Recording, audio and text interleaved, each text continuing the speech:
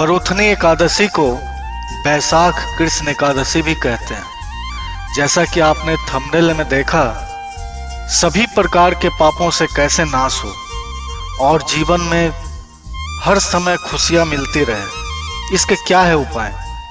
तो दोस्तों, यह दिन आ चुका है। यह दिन है 26 अप्रैल, दिन मंगलवार, बरोथनी एकादशी पड़ रही है। इस दिन त्रिपुष्कर योग भी है, जो किसी भी कार्य को 3 गुना फल प्राप्त कराती है। अगर आप चाहते हो दोस्तों कि पापों का नाश हो, तो विष्णु के 52 अवतार की पूजा करने से सभी प्रकार के पापों का नाश होता है। बरोथनी एकादशी पर भगवान विष्णु की पूजा के साथ साथ कुछ उपाय हैं, जिसे कर लेते हैं तो दुर्भाग्य भी आपका सौभाग्य में बदल जाता है और पूरे जीवन भर खुशियां मिलती रहती है।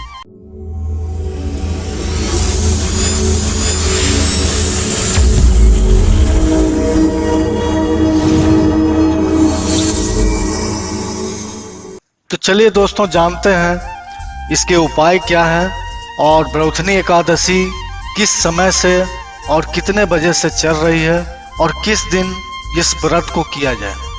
नमस्कार दोस्तों, आप सभी का एक बार फिर से स्वागत है। दोस्तों, ये बता दो कि बरोथनी शब्द का अर्थ क्या है। यह एक संस्कृत भाषा से लिया गया है, बरोथिन से बना है, जिसका मतलब होता है प्रतिरक्षक, कवच, अर्थात रक्षा करने वाला।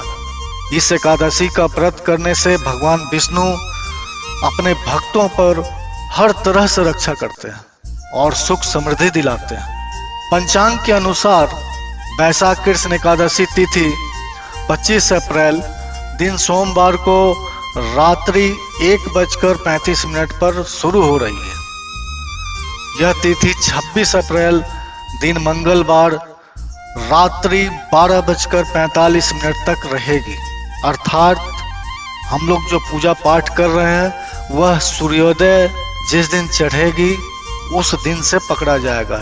इसका मतलब है 26 अप्रैल को बरोथनी एकादशी की शुरुआत की जानी चाहिए और व्रती को चाहिए कि 26 अप्रैल के दिन मंगलवार को व्रत शुरू करें।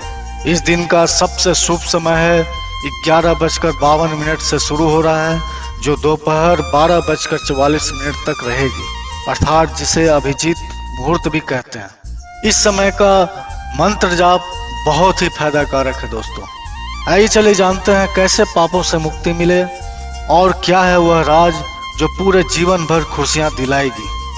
जैसा कि दोस्तों मैंने पहले भी बताया कि इस दिन त्रिपुष्कर योग का निर्माण हो रहा है।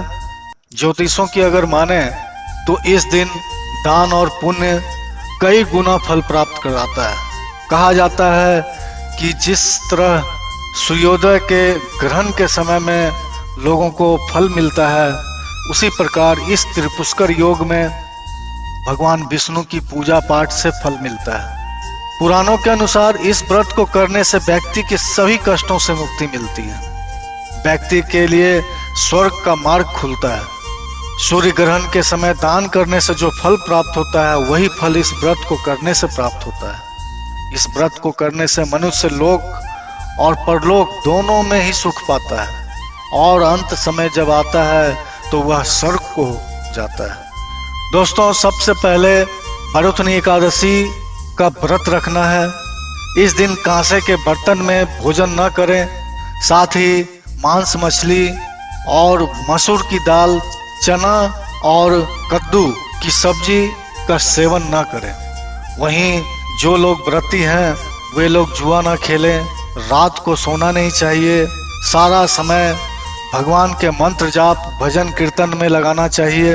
व्रतियों को चाहिए कि पान खाना और दातुन करना बिल्कुल ही मनाही है। क्रोध करना, झूठ बोलना भी वर्जित है और दूसरों की निंदा और नीच पाप लोगों के संगत भी करना अनुचित है। पहला है दोस्तों, एकादशी के दिन जो लोग व्रती हैं और जो लोग अपने पाप का नाश करना चाहते हैं और जीवन भर खुशियां पाना चाहते हैं, वे भगवान विष्णु की गले में तुलसी की माला को अर्पित करें। दूसरा, बरोथनी एकादशी के दिन दक्षिणावर्ती शंख को गंगा जल से भर लें और भगवान विष्णु को अभिषेक करें। ऐसा माना जाता है दोस्तों कि इस तरह से अभिषेक करने से दुर्भाग्य जो है सौभाग्य में परिवर्तित हो जाती है और सारे पापों का नाश हो जाता है। तीसरा है दोस्तों, बरुथनी एकादशी के दिन धन की कामना करने वाले लोग, जो लोग व्रती हैं, वे एकादशी के दिन भगवान विष्णु के साथ साथ माता लक्ष्मी की भी पूजा करें।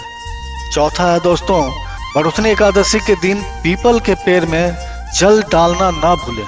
बहुत ही बेहद शुभ माना गया है। पीपल के पेड़ में भगवान विष्णु का वास माना जाता है। पांचवा है दोस्तों, बरुथनी एकादशी पर भगवान विष्णु को केसर युक्त खीर, पीला फूल, पीला फल और पीले रंग की मिठाई का भोग लगाएं। यह भी आपको शुभ फल की प्राप्ति कराएगी। और छठा है दोस्तों, कम से कम तुलसी की माला से 108 बार पूरे दिन भर में, पूरे रात भर में 108 माला फेरें और दूसरे दिन उस माला को आप नदी में प्रवाहित कर दें। दोस्तों, ये थी छोटी सी जानकारी जो पापों से मुक्ति, पूरे जीवन भर खुशियां दिलाने वाली है। आज के लिए बस इतना ही। मिलते हैं फिर अगले वीडियो में। तब तक के लिए धन्यवाद। आपका दिन शुभ हो।